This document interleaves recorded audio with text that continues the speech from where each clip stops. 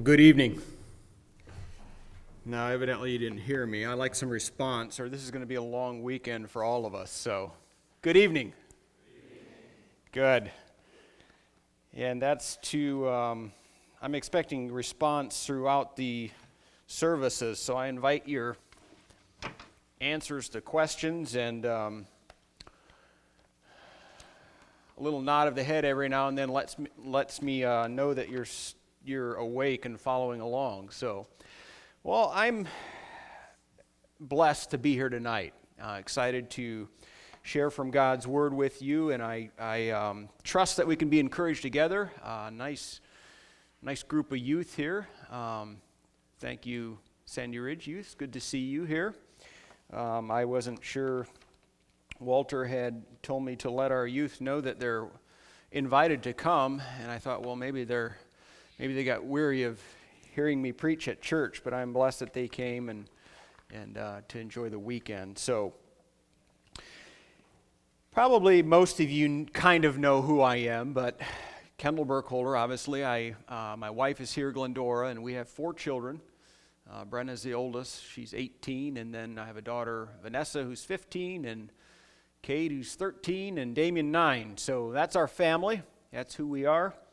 I do lawn care, and so right now I'm still in hibernation mode. So, but it looks like that may be changing, right? I grew up just south of Napanee, and my grandparents lived just across the road from Weaver Furniture. And I assume most of you know where that's at. They're on 1350. And I enjoyed spending a lot of time at my grandparents' place. And we would go over there to work or do things or be there for the evening, and I would take my BB gun along and shoot birds and just do different things there. But as I got a little bit old enough to help my grandpa, I would go over during the week and help him mow grass. And we did quite a bit of push mowing. He wanted certain things mowed with a push mower. And so I would mow with the push mower, and we would work together, and my grandma worked. And so for lunch, we would either go in and he would fry up something for lunch, or we'd go to McDonald's sometimes. And so it was a special time for me growing up, interacting with my grandfather. And the summer of 1991, I would have been 13. I was doing a project at home, at our house, and my father came home from work, and I remember him coming out to check up on me. I was staining it was a play set, and he came out to talk to me and see how things were going. And as we were talking, my mother came out, and she said, "Hey, Grandma just called, and there's been an accident just around the corner from them, and she's worried that it might have been Grandpa. He just left to go to Milford or somewhere. I forget where he went. Maybe it was New Paris. Anyhow, he was over north towards Goshen area. And so my grandma was a little bit of a worrier. And so we thought, well, okay, we'll appease Grandma. But I just remember getting in the truck with my dad and driving the 3 miles over there. And it was a hot summer day. We had the windows down, and it was pretty quiet in the truck. We weren't talking. And I remember going past my grandparents' place, and we went up to County Road 9, and we went north there. And when we got up there, there had been a car-train accident. And I remember as we got out of the vehicle and we started walking up to the railroad, I didn't know this man, but he was the county coroner. He met my father. He knew their family. And he said, "Steve, it's your dad." And I just remember seeing that car in the ditch and seeing a sheet beside it, and that was my grandpa. And he was pretty special to me. We did a lot of things together. And I remember going to my grandparents' place that evening and spending the evening there as a family, and of course all kinds of neighbors and stuff came. And I just remember thinking, it seems like such a terrible time to lose a grandfather. Here I am, I'm 13, and I enjoy being with my grandpa. My grandfather and I, we never really had any deep conversations or anything like that. He wasn't the type that was, really invested in my life and asking me how I'm doing personally. That wasn't the type of person he was, but I knew he cared about me and he had interest in me as a person. And suddenly in that short time period, my life had changed. I didn't have a grandpa anymore. And I remember it was a hard time for me. It took me quite a while to get adjusted to that. And life is like that sometimes. We face big things. Something happens or something changes in our life, and we wonder why. Have any of you ever experienced that? Or you wonder, where's God in this? Is God in it? Why is this happening? We ask those kinds of questions, and sometimes we wonder, well, God, did you lose control? Was this supposed to happen? Maybe you wonder, what are you trying to do, God? Why are you doing this? When do we normally ask those kinds of questions? Is it when things are going good? Not usually, right? When do we ask those kinds of questions?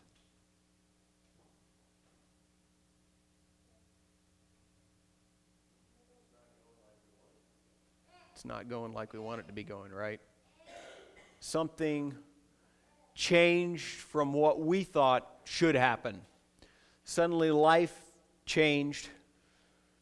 Something was different. Something happened, and we start to question, God, where are you at? Or we start wondering, was that God? Or was that just an accident? We can guess all we wanted to about my grandfather. I remember after the accident, sometime after that, my dad and I went over at that time there were no crossing bars there. There was just a stop sign. And the limbs had grown over the road and partially covered that stop sign.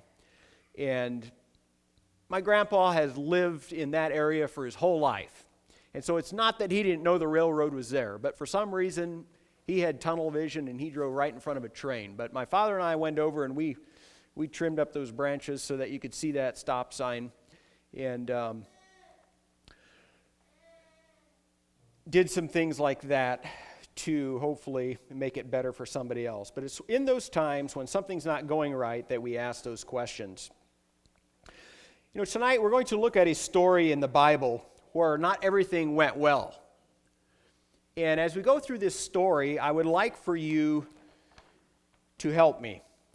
And I'm going to read the passage, and as we look at this story, there are good things that happened in this story, and there are some not so good things. And as we go through, I'll put the scripture up here, and the underlying things are what I want you to look at, and then I want you to tell me good or bad in this person's life. And so we're gonna start, and the story is about Joseph, found in Genesis chapter 37.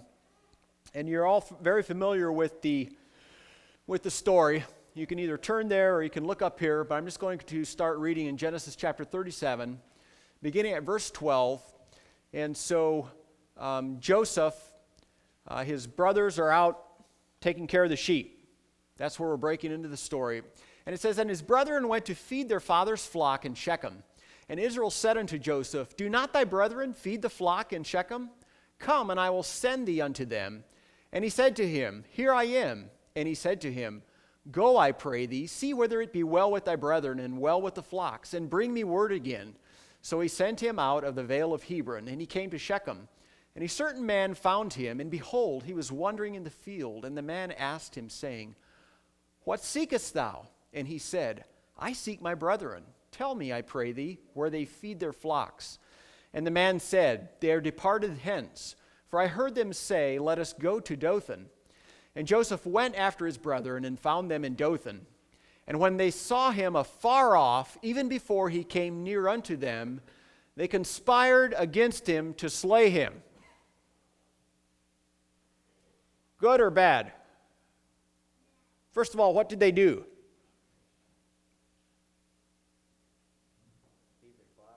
Thank you. It's going to be a long weekend unless you keep talking up. The first underlying thing, what did they do as he was coming to visit? They planned to kill him. They saw him coming. And I don't know what was going on in the fields. Maybe they were muttering that it's so nice to be away from the little brat or something. But something was going on that when they saw him coming, they said, here he comes. Let's kill him, right? Bad or good? Bad, right? That's right. And they said one to another, behold, this dreamer cometh. Come now, therefore, and let us slay him. Now what? It's bad. First of all, they threatened, right? And now they're making plans. They're figuring out, let's kill him. Let's get rid of him. Let us slay him and cast him into a pit. And so they get real specific. This is how we're going to do it. We're going to kill him. We're going to throw him in the pit. And we will say, some evil beast hath devoured him, and we shall see what will become of his dreams. And Reuben heard it, and he delivered him out of their hands and said, let us not kill him. So he saved his life. Good or bad? Good thing, right? Right. So even though Joseph probably didn't know what was going on before he came, right? So he's walking up there, hey, brothers, how's it going? He doesn't know that his life has basically left him, and luckily his older brother spoke up and said, no, let's not kill him. Let us not kill him. And Reuben said unto them, shed no blood, but cast him into this pit that is in the wilderness, and lay no hand upon him, that he might rid him out of their hands, to deliver him to his father again. And it came to pass, when Joseph was come unto his brethren, that they stripped Joseph out of his coat of many colors that was on him. So tell me, why'd they do that?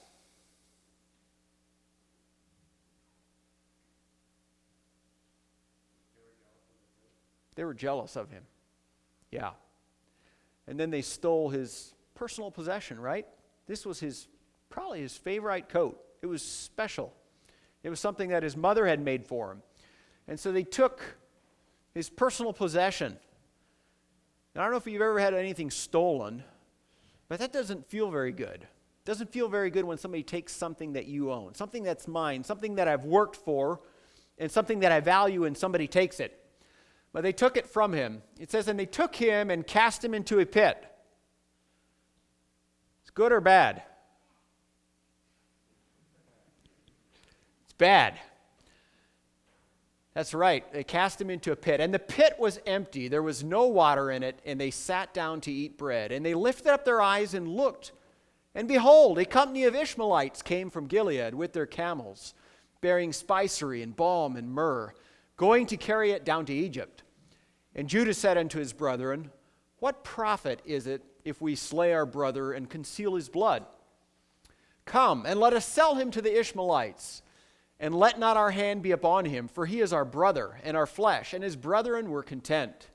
Then there passed by Midianite merchantmen, and they drew and lifted up Joseph out of the pit, and sold Joseph to the Ishmaelites.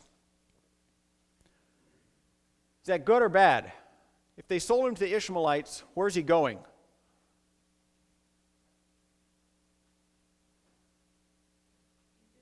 Egypt, right? Do you think he wanted to live in Egypt? Was that his choice of home?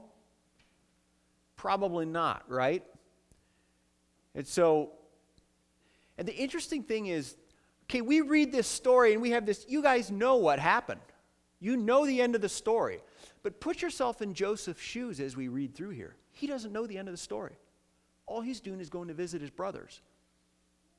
Before he gets there, they threaten to kill him. They decide not to kill him. They throw him in the pit. And now all of a sudden, they sell him to this band of men that are going past, these merchants. And he's headed off to, he probably doesn't know where, right? Are our lives ever like that? Where things change, where things happen, and we don't know what's going on. Put yourself in Joseph's shoes. They sold Joseph to the Ishmaelites for 20 pieces of silver, and they brought Joseph into Egypt. And Reuben returned unto the pit, and behold, Joseph was not in the pit, and he rent his clothes, and he returned unto his brethren and said, The child is not, and I, whither shall I go? And they took Joseph's coat and killed a kid of the goats, and dipped the coat in blood, and they sent the coat of many colors. And they brought it to their father and said, This have we found. Know now whether it be thy son's coat or no. And he knew it and said, It is my son's coat. So they sent the coat back to his dad, and they said, We don't know. Do you think, is this Joseph's coat or not? And he said, Yeah, that's Joseph's coat. So what did they do to their father now?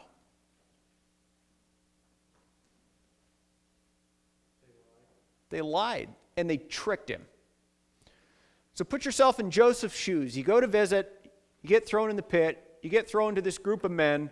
You're on a trip to you don't know where probably. And guess what?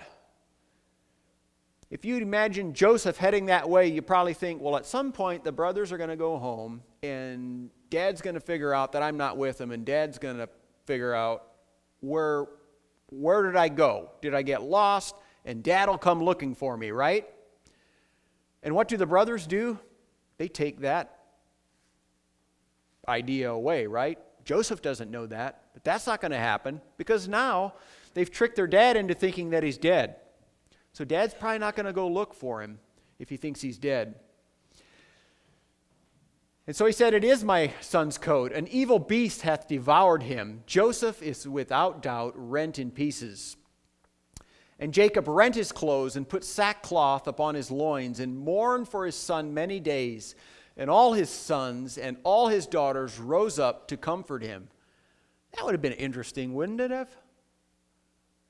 To see this group of brothers go up to Dad and try to comfort him when they full well know what happened. In fact, they're responsible for it. But he refused to be comforted and said, For I will go down into the grave unto my son mourning. Thus his father wept for him, and the Midianites sold him into Egypt, unto Potiphar, an officer of Pharaoh's, and the captain of the guard. So now what happens to Joseph? He gets sold, and what does that mean for him? What is he? He's a slave. Is that good? He got a job now? Better than, I like it. Better than being dead, right?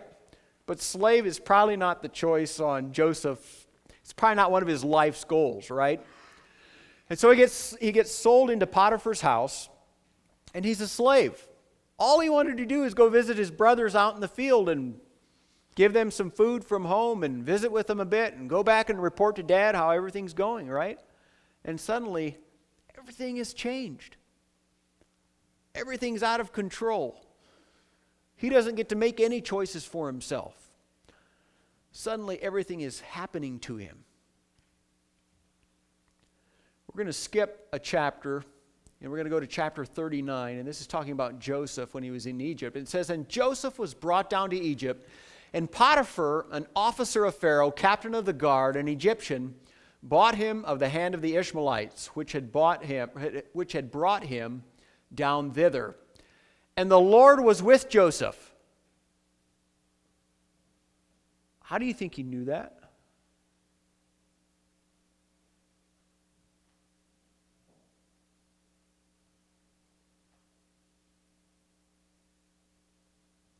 Maybe we need to answer it first. Is that a good thing? Was that scary, or do you think that was consoling?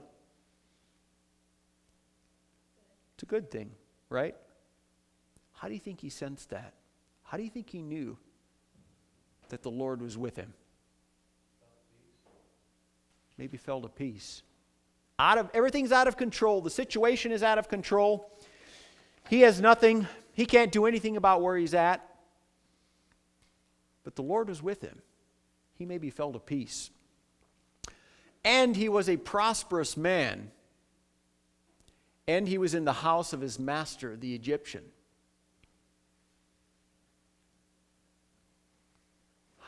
How was he prosperous? Put yourself in his shoes. You're a slave in Africa. You got there. You don't know how you got there. Suddenly the plane landed and you're there and you're now a slave and the Lord is with you. And it says, and he was a prosperous man. How do you do that?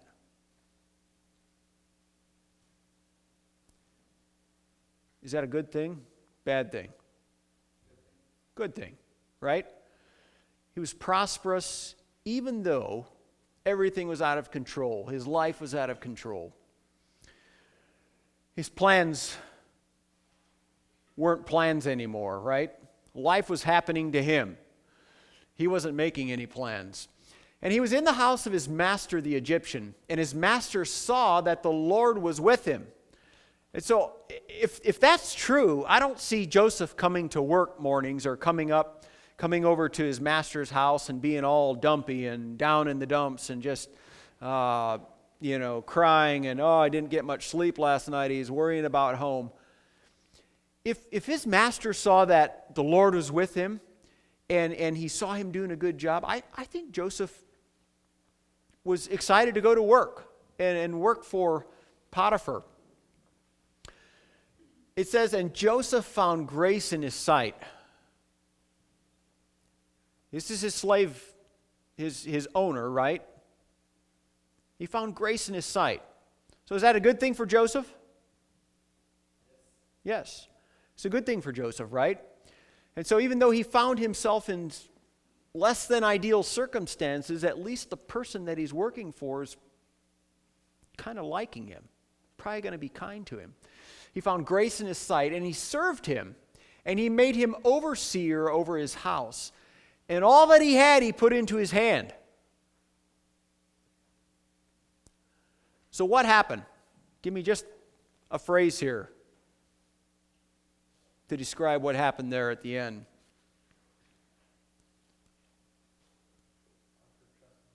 Potiphar trusted him, and he made him overseer. So now all of a sudden he goes from slave and probably doing just menial tasks, and now all of a sudden Potiphar says, you know what? I don't know who this new guy is, but man, he's got a good attitude. He's a hard worker. I like him. He probably has a pleasant disposition about him, right? And Potiphar says, you know what? I think I'm just going to put him in charge of the whole household. And if you can imagine Joseph, he probably came to work thinking, you know what? I'm just going to make the best of this. And he's going about his work, and suddenly he gets called in by the slave master, right? The owner. And the owner says, you know what? Potiphar says, I think I'm going to put you in charge of the whole house. And here's Joseph thinking, oh my, what happened, right? And it came to pass from the time that he had made him overseer in his house and over all that he had, that the Lord blessed the Egyptian's house for Joseph's sake. There's another positive. I didn't even underline it. But not only is Joseph being blessed, but Potiphar's house is being blessed. And the blessing of the Lord was upon all that he had in the house and in the field. Even his flocks were blessed because of Joseph. And he left all that he had in Joseph's hand, and he knew not aught he had, save the bread which he did eat. And Joseph was a goodly person and well favored. And it came to pass after these things that his master's wife cast her eyes upon Joseph. So Joseph's going about his daily duties. He's working, he's being faithful, and suddenly, what happens? Give me English terms for what they're saying here. What did Potiphar's wife do? She lusted over Joseph. His master's wife cast her eyes upon Joseph, and she said, lie with me. She made herself available. Not only did she lust after him, she pursued him. Here's Joseph in a land far away from home. Nobody's there that he knows. He's slave. Oh, he's promoted slave, right? He's in charge of all the house. Master is gone. And suddenly his master's wife starts making things really hard for Joseph. She gives him opportunities that he could have quite easily taken advantage of. But he refused and said unto his master's wife, Behold, my master wotteth not what is with me in the house, and he hath committed all that he hath to my hand. And in some ways, I wonder if Joseph even felt responsible for her. I think Joseph he was the kind of man that would have probably done anything to protect her while his master was gone. Now here, all of a sudden, she's bringing this into his life.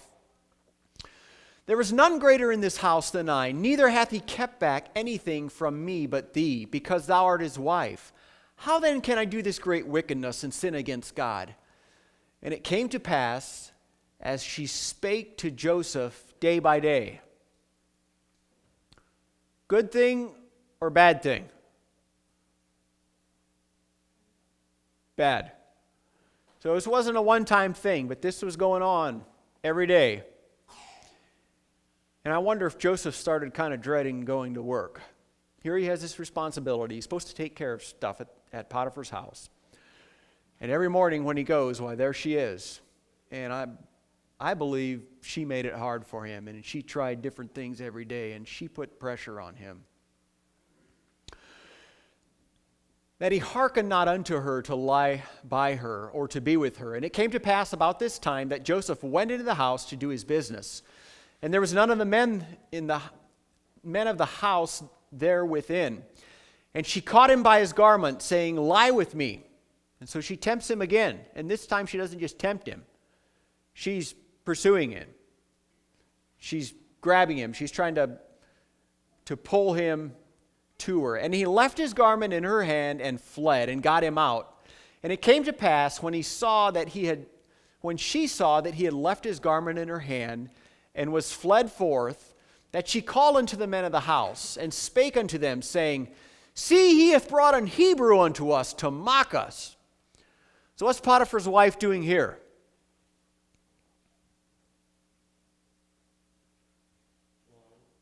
What's that? Lying about him, right? Lying about his character. So she brings the men of the house in, and she says, What in the world was my husband thinking when he hired this guy? You wouldn't believe what just happened. See here, I have his coat. That's the second coat Joseph's lost, right? See, he hath brought an Hebrew unto us to mock us. He came in unto me to lie with me, and I cried with a loud voice. And it came to pass, when he heard that I lifted up my voice and cried, that he left his garment with me, and fled and got him out. And she laid up his garment by her, until his Lord came home. And she spake unto him according to these words, saying, The Hebrew servant which thou hast brought unto us came in unto me to mock me. And it came to pass, as I lifted up my voice and cried, that he left his garment with me and fled out. And it came to pass, when his master heard the words of his wife, which she spake unto him, saying, After this manner did thy servant to me. So now she's directly lying about what he did, right? So she made up this story. She's directly lying, which is not good for Joseph, that his wrath was kindled. And Joseph's master took him and put him into prison. So is this good turn of events or bad? Bad, right? So he went from pit to Egypt, slave, bad. Then he got promoted, right? Now she lies about him. Now he gets put into prison. A place where the king's prisoners were bound, and he was there in the prison. But the Lord was with Joseph. How did he know that? Maybe the same way he knew it last time, right? Maybe he felt a peace about it. Maybe he called out to the Lord. And the Lord was with Joseph and showed him mercy and gave him favor in the sight of the keeper of the prison. That was a positive, right? And the keeper of the prison committed to Joseph's hand all the prisoners. Good thing or bad thing? You're in prison, but now you at least have an elevated prison position, right? Probably depends on your perspective. He probably got some perks that the other prisoners didn't. So he's in charge of the prisoners. And whatsoever they did there, he was the doer of it. The keeper of the prison looked not to anything that was under his hand, because the Lord was with him. That's Joseph.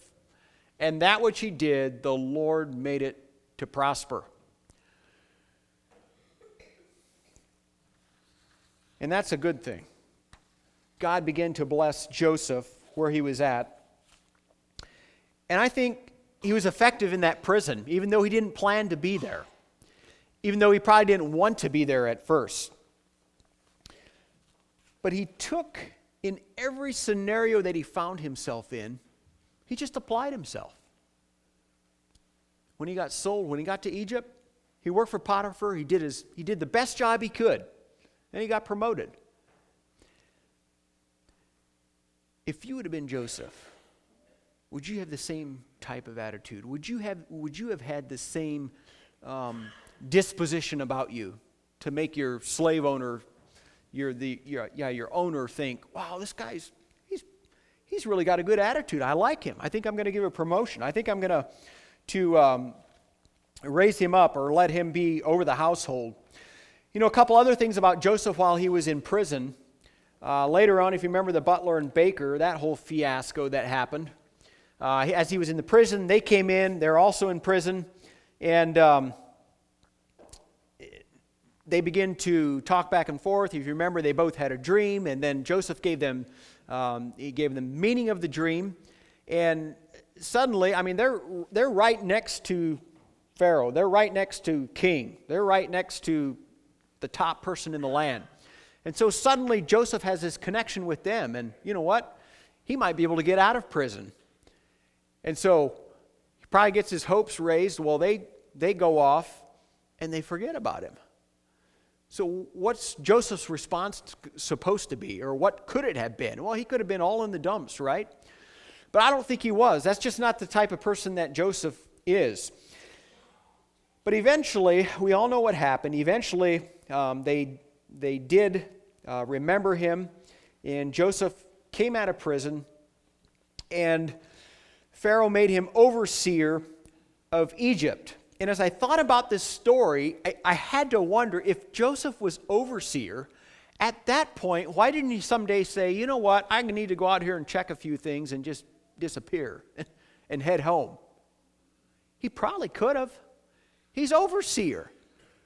Nobody questioned what he was doing and where he was going. At that point, he could have probably escaped and went home again. But he didn't. He was faithful where he was at. He did the best job he could as overseer of Egypt. Joseph chose wherever God had placed him to give it his best shot. He chose to flourish.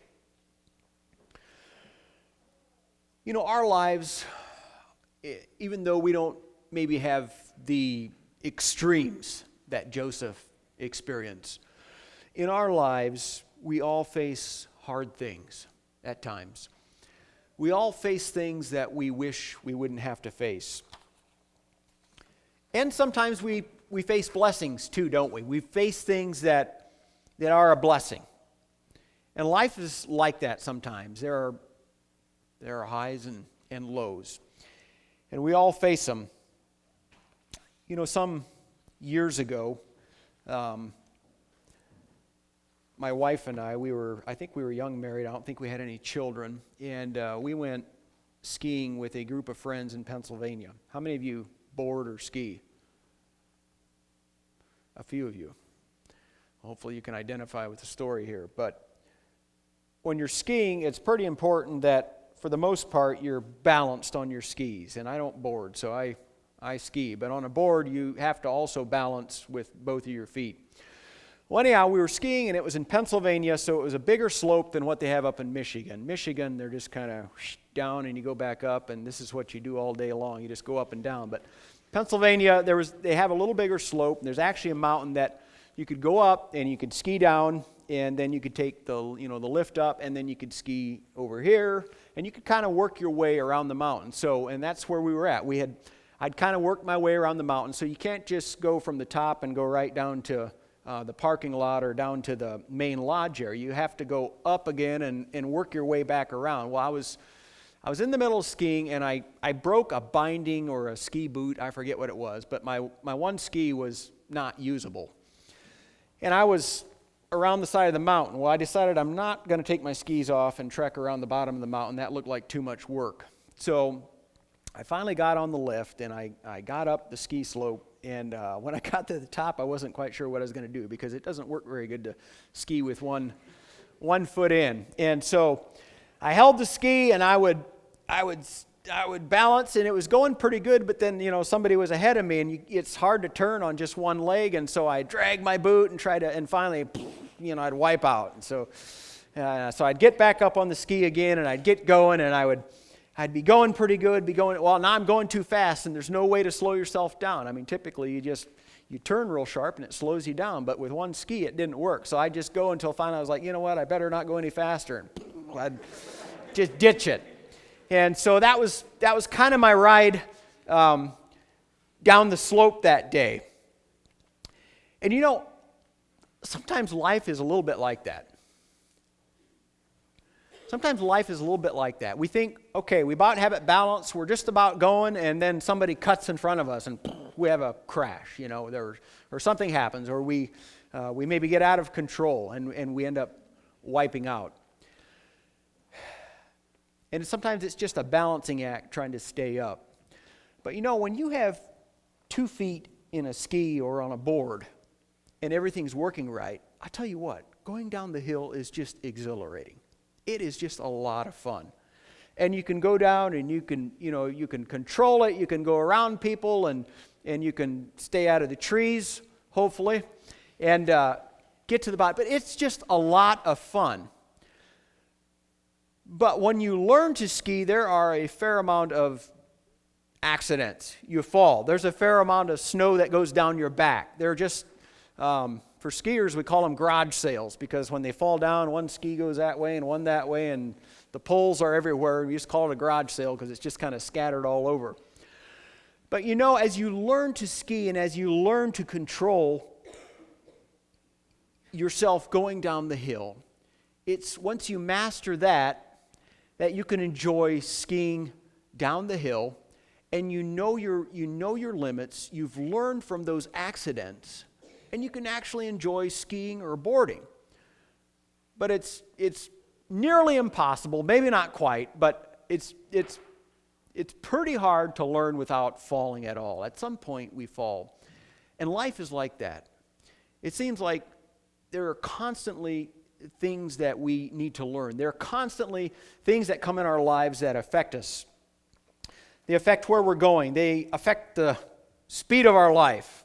They affect where we want to go, where we want to end up. And we have to make a decision what we're going to do with those. We have to make a decision if we're going to let them affect us or not. Imagine Joseph's story without the pit. Imagine Joseph's story without the Ishmaelites. Imagine Joseph's story without Potiphar's house and without prison. But imagine that story still in the Bible. What would it be? Boring. Quite frankly. Joseph grew up. He goes out and sees his brothers. Well, maybe that's not even the story. Maybe Joseph grew up. Maybe at some point his family needed grain, and they end up going to Egypt, and maybe somebody there looks at him and says, hey, that's a nice young man. Maybe we should ask him to work here. Maybe he would have gotten a job, and he would have been promoted to manager of Egypt like he was eventually. But can you imagine the preparation that God took Joseph through all along his road? Every time he made a good choice, whether it was at Potiphar's house or in prison, how he was being developed, that when he came to the end of his time there in Egypt, he was a much different person, a much better person than who he would have been if he wouldn't have went through all of that struggle, through all of those hard times. God had a plan, and he was constantly developing Joseph through every step of the way. Sometimes we face those hard things, and it's maybe even evident. We can see God's hand in it, but it's still hard.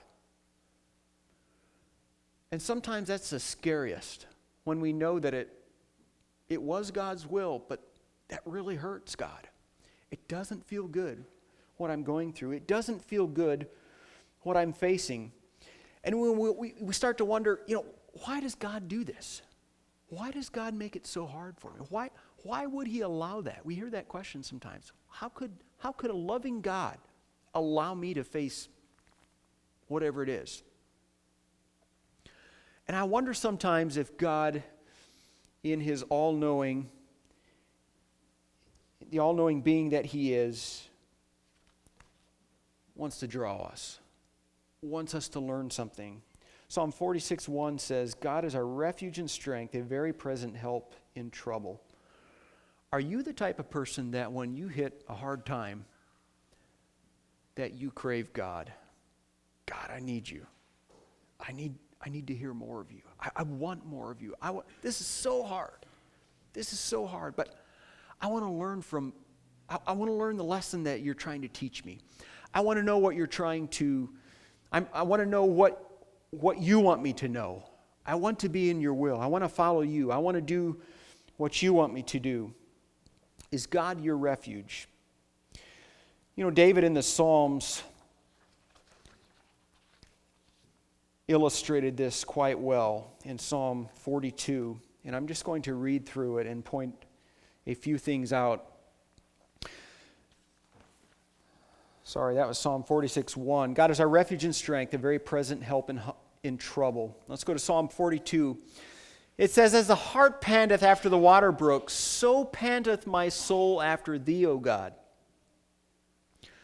My soul thirsteth for God, the living God. I can imagine David facing something and he's saying, God, where are you at? He desired him, he wanted him, but he couldn't feel him. God, it felt empty. Where are you at, God? God, why aren't you showing up? When shall I come and appear before God? My tears have been my meat day and night, while they continually say unto me, where's thy God? So not only is he going through a tough time, but the people around him are coming to him and saying, David, where's your God you're always singing about? Where's your God you're always writing about? Doesn't look like he's very evident in your life right now. Doesn't look like he's in control right now. So now he has people taunting him. Where is thy God? When I remember these things, I pour out my soul in me, for I had gone with the multitude. I went with them to the house of God, with the voice of joy and praise, with a multitude that kept holy day. I find it interesting that David is saying that he went to praise. He went with a voice of joy and praise, with a multitude. It sounds like, I don't know, did he go? For us, it'd be he went to church. Even though things were down, he wasn't feeling good, things weren't going well, he went with a group of people and they were expressing joy. Why art thou cast down, O my soul? And why art thou disquieted in me? Hope thou in God. You know, sometimes it is just a choice that we have to make. Sometimes I don't feel like being joyful. Sometimes I don't really feel like learning from God today. I don't really want to hear what he has for me to teach me. But sometimes I have to make a choice that says, you know what, that's the right thing. This is going to be good for me. And I'm going to listen and I'm going to learn. Oh my God, my soul is cast down within me. Therefore will I remember thee from the land of Jordan, and of the Hermonites from the hill Mizar. You know, God, even though my soul, he talks about his soul being cast down within me, and he says, I'm still going to remember you. He's making a choice to remember God. Deep calleth unto deep at the noise of thy water spouts. All thy waves and thy billows are gone over me. God, you're just pouring it on right now. I can't handle this. Yet the Lord will command his loving kindness in the daytime, and in the night his song will be with me. And my prayer unto the God of my life. You know, God is faithful. And David's saying, I'm going to be faithful. I'm going to be faithful to my God also. I'm going to pursue him. I will say unto God my rock, why hast thou forgotten me? Why go I mourning because of the oppression of the enemy? As with a sword in my bones, my enemies reproach me, while they say daily unto me, where is thy God? Why art thou cast down, O my soul? And why art thou disquieted within me? You know, that's David kind of removing himself from his situation and kind of taking a view from drone height and looking down at himself and saying, why are you sad? And that's hard to do. When we're in the middle of tough times, it's hard to pull away from it and not just wallow in the heaviness of what I'm facing. It's hard to pull away and stand back and take an honest look and say, you know what? God must be trying to teach me. I can't see it all, but I can see right there. That's really painful. But God has a plan. That's what David does. Why art thou cast down, O my soul, and why art thou disquieted within me? And then he makes a choice. He says, hope thou in God. And that's a key phrase, I think. He had hope in God even through the tough times. And I think that's what carried Joseph through. Joseph had hope that God had something figured out. God had something in his plans. He was in control. And when David chooses to hope in God, it says, for I shall yet praise him, who is the health of my countenance and my God. He chooses to praise him, even in the hard time, even when he doesn't know what's going on. Where are you at in the balancing act of life? You have two skis down. Maybe you're holding one up, kind of wobbling a little bit. Maybe your slope of life is just like freshly groomed snow, and you're just going right along and everything is going fine. Life is good. Maybe you've rarely felt that, but it's been more like you're on one ski and there's been more exhilarating rushes right before the crash. Maybe it seems like there's just repeated crashes. It just doesn't stop. Maybe you begin to wonder, where is God? Or you start to question, does he care? And sometimes you wonder, maybe God isn't even real. Is he real? Doesn't feel real. I can't feel him. Are you going to be like the psalmist and choose to hope in God? No matter what you face, you're going to hope in God. You're going to trust him. If you're feeling like that, I can assure you God hasn't moved. God is there. God is faithful. And no matter if you're experiencing a tough time or not, God is always there. He cares about us. And he's there to walk with us every step of the way. There's a verse in Jeremiah that says, when you seek me with all your heart, you will find me. James 4 says, draw nigh to God, and he will draw nigh to you. You see, the choice is ours. The choice is mine. I can't control what comes in my life. I can't control what happens. But I can choose how I respond to it. I can choose to be a Joseph. No matter what came into his life, he decided, you know what? I'm going to make the best of this. And we can do the same thing, and I'd encourage you to do it. Let's bow our heads for prayer. Father in heaven, thank you for this evening. Lord, thank you for these youth. I pray that you would bless them in their lives as they serve you. Lord, I pray that you would give them a focus on you, that they would trust you no matter what they're facing. May they be encouraged tonight, and I pray that you would draw them to you as you've said that you would. Lord, may they